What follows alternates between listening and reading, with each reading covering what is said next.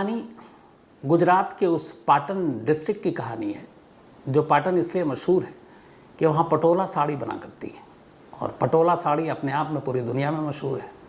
उसकी वजह यह है कि पटोला साड़ी की जो कीमत शुरू होती है 5 लाख रुपए से शुरू होती है, तो हर कोई ख़रीद भी नहीं पाता।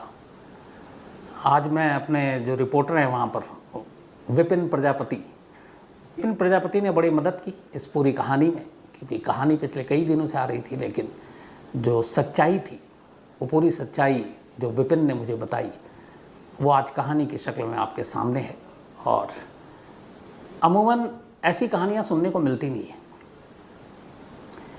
इस गुजरात के पाटन ज़िले में एक सिद्धपुर इलाका है।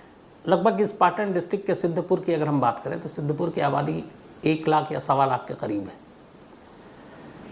इसी सिद्धपुर में एक 25 साल की लड़की रहा करती थी।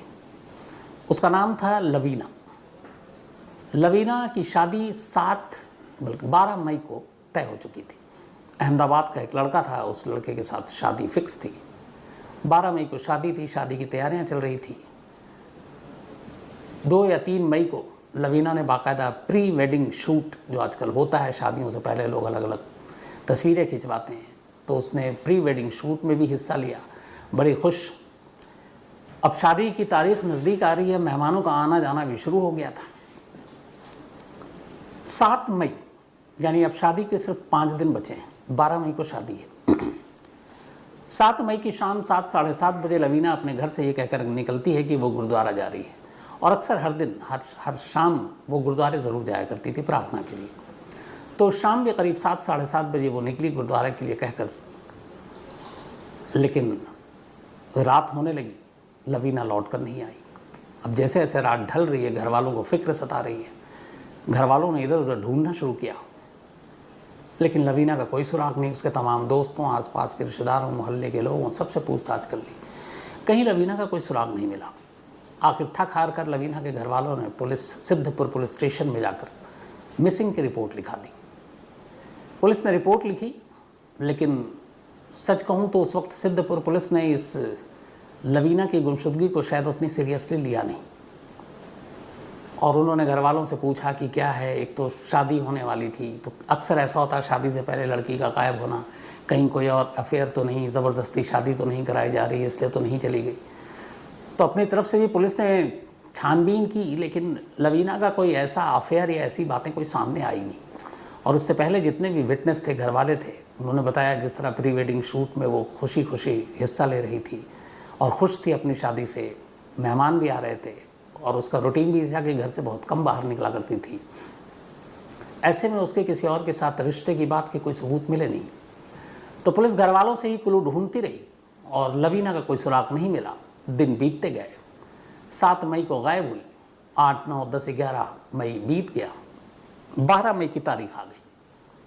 12 मई जिस दिन शादी थी लवीना की, लेकिन शादी के दिन भी वो नहीं आई उधर, चूँकि उसकी गुमशुदगी की खबर उसके होने वाले ससुराल तक पहुंच चुकी थी। तो बारात भी अब आने की कोई उम्मीद नहीं थी, कि जब दुल्हन ही गायब तो फिर बारात कैसे आए। तो फिलहाल शादी को टाल दिया गया था। लवीना को ढूंढा जा रहा था। पुलिस लवीना को ढूंढ नहीं पा रही थी। इसी दरमियान अब शहर में एक दूसरी कहानी उभरती है। शहर के लोग जब उठते हैं सुबह 12 मई को इसी सिद्धपुर पाटन में, तो महसूस करते हैं कि उनके घरों में नलों से जो पीने का पानी आ रहा है वो अजीब गंदा सा है और उसमें से बदबू आ रही है। कुछ को लगा कि शायद हमारे यहाँ कुछ प्रॉब्लम है। फिर पड़ोसी से पूछा, उन्होंने कहा हमारे यहाँ भी आ रहा। धीरे धीरे ये बात फैली। शाम होते होते उस सिद्धपुर के ख़ास इलाके में ज़्यादातर लोगों की शिकायत यही थी कि ये जो नगर पालिका के पाइपलाइन से जो पानी आ रही है वो बदबूदार है। कुछ लोगों ने जाकर नगर पालिका में शिकायत की। नगर पालिका ने कहा ठीक है, हम देखते हैं। लेकिन जैसे लवीना को ढूंढने में शुरू में सिद्धपुर पुलिस ने लापरवाही दिखाई, शायद नगर पालिका को भी ये था कि अरे शिकायत है, ठीक हो जाएगा पानी। उन्होंने भी बहुत ज़्यादा कुछ किया नहीं कि आखिर पता लगाने की कोशिश की कि पानी गंदा क्यों आ रहा है। लेकिन अब मजबूर थे लोग, गंदा हो या फिर बदबूदार हो, प्यास, एक तो गर्मी का मौसम, तो लोग वही पानी पी रहे हैं। कुछ उबाल कर पी रहे हैं, कुछ यूं ही पी रहे हैं। 12 से 13 मई आ गई। नल से वही गंदा पानी, 14 मई आ गई वही गंदा पानी। अब लोगों का सब्र टूटने लगा। बहुत सारे लोग नगर पालिका, कुछ जो इलाके के नेता थे उनके थ्रू, कि हमारे इलाके में बदबूदार पानी आ रहा है। नगर पालिका ने ट्राई किया तो पता चला कि उसी सिद्धपुर के बाकी इलाकों में तो साफ पानी आ रहा है और गंदा भी नहीं आ रहा है। लोगों को कोई शिकायत नहीं है, एक ख़ास इलाके में ही ये शिकायत आ रही है। फिर भी उन्होंने अपनी तरफ से कुछ छानबीन की, लेकिन उन्हें कोई जरिया नहीं मिला कि आखिर ये पानी गंदा या बदबूदार क्यों है। 4 दिन बीत गए। इन 4 दिनों तक वही सरकारी नलों से जो गंदा और बदबूदार पानी आ रहा है, लोग पीने को मजबूर हैं अनजाने में।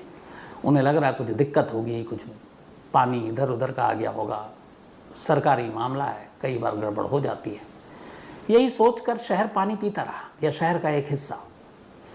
कहते हैं करीब जिन इलाकों में ये शिकायत थी कि गंदा या बदबूदार पानी आ रहा है, वो करीब 4000 घर थे, 4000 फैमिली वो पानी पी रही और पूरे 4 दिनों तक पीती रही। 12 मई से शुरू हुआ यह सिलसिला और 16 मई की तारीख आ गई। जब 16 मई को सुबह शहर सोकर उठा तो इस इलाके में एक नई दिक्कत आ गई। अभी तक पिछले 3-4 दिनों से वो बदबूदार और गंदा पानी पी रहे थे। चलो उससे कम से कम घर के बाकी काम हो रहे थे, कपड़े धुल रहे थे, बाकी चीज़ें हो रही थी जो ज़रूरत की होती हैं। लेकिन 16 मई की सुबह जब वो लोग जागे, नल खोला, क्योंकि पानी आने का वक्त होता है सुबह और शाम, तो नलों से पानी गायब। अब लोगों ने कहा ये क्या मसला है, अभी तक गंदा पानी आ रहा है, बदबूदार आ रहा है, अब पानी ही नहीं आ रहा है। अब बिना पानी के लोग कैसे नहाए धोएं। तो एक घर का, 2 घर का मसला हो तो कोई बात नहीं, हज़ारों घर। अब लोगों का गुस्सा टूटा, नगर पालिका की तरफ गए, कंप्लेन किया। अब नगर पालिका वालों के भी हाथ पैर फूले कि यार अभी तक तो ये गंदे और बदबूदार पानी की शिकायत कर रहे थे, अब इनका पानी नहीं आ रहा है। अब उनका कहना था कि हम तो पानी, मतलब जो रूटीन है हमारा, हम पानी छोड़ रहे हैं और उसी हिसाब से छोड़ रहे हैं जैसे अमूमन छोड़ते हैं, और बाकी शहर में पानी जा रहा है। बस इसी इलाके में इन 4000 जो लोगों का घर है, बस्तियां हैं, वहाँ ये पानी क्यों नहीं जा रहा है। अब चूँकि पानी नहीं जा रहा है और पानी को लेकर लोगों में गुस्सा है, नगर पालिका के अफसर से लेकर कर्मचारी के भी हाथ पर फूले। उन्होंने कहा अब तो कुछ करना पड़ेगा। अब उन्होंने जांच शुरू की कि आखिर ये पानी क्यों नहीं आ रहा, कहाँ पे ब्लॉकेज है। अब पानी की टंकी से लेकर उस पाइपलाइन, हालांकि ये जो पाइपलाइन है करीब 2 किलोमीटर तक फैला हुआ है,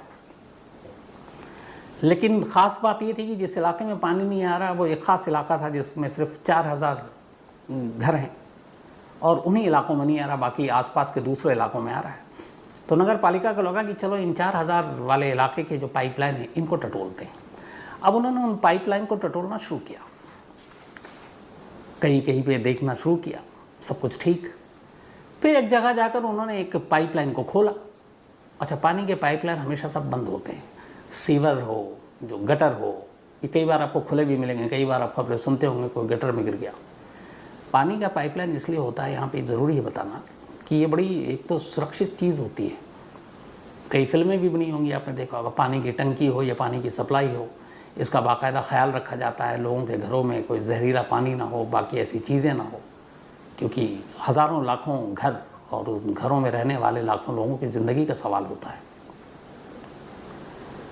तो अब पाइप की जांच शुरू हुई। ऐसी इलाके में जब पाइप की जांच हुई और पाइप को खोला गया, कर्मचारी लगे हुए थे, तो अचानक पाइप के अंदर से कुछ चीज़ टकराई उनके हाथों में। उसे जब खींचा आधा तो उनकी चीखें निकल गईं। उस पाइप के अंदर एक आधी अधूरी लाश फंसी हुई थी, लेकिन शुरुआत में जब खींचा तो उन्हें पता ही नहीं था कि ये जानवर है कोई या इंसान की लाश है। लेकिन जब बाहर निकाला तो देखा कि हाथ है, बल्कि हाथ नहीं है, सॉरी, कमर के नीचे का कुछ हिस्सा है। और पहली नज़र में देखकर पता चल गया, फूली हुई थी लेकिन ये इंसानी लाश का टुकड़ा है। अब जब ये बाहर निकला और पता चला कि पानी के पाइपलाइन में एक इंसानी लाश का आधा अधूरा टुकड़ा हिस्सा, बात धीरे धीरे उस, चूँकि लोग परेशान थे पानी को लेकर, 4 दिनों तक बदबूदार पानी पीने को मजबूर, फिर 5वें दिन से पानी ही नहीं, तो लोगों के हुजूम भी था। अब जैसे ही पानी के पाइप से एक लाश आधी अधूरी निकलने की खबर आई, पूरे इलाका एक तो सन्न और ज़्यादातर लोग अब उल्टियाँ करना शुरू कर देते हैं।